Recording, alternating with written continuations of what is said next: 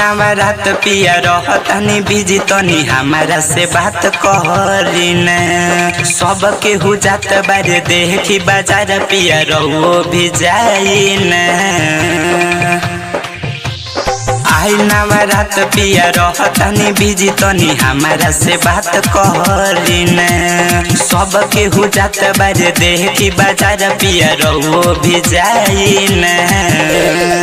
कहताने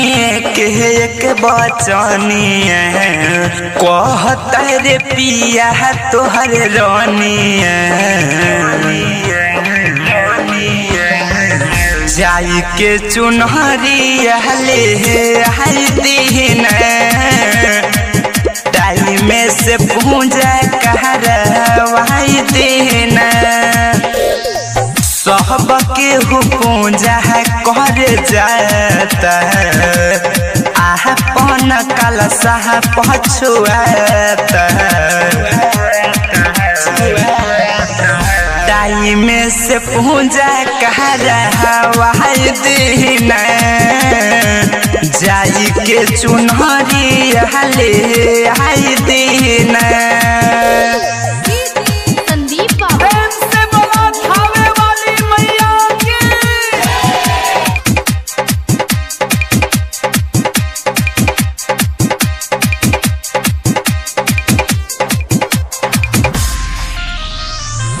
हवे नगरिया में भीड़ होला ताल जी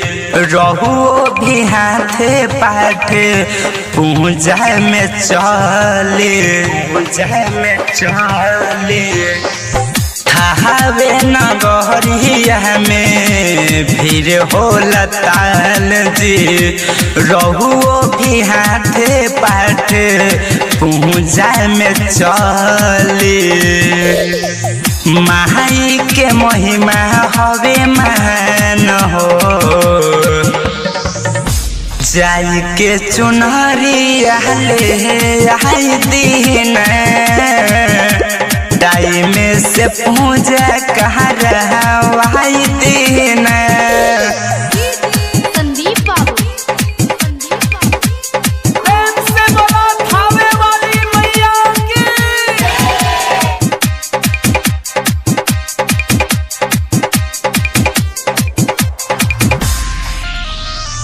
सहिया रंज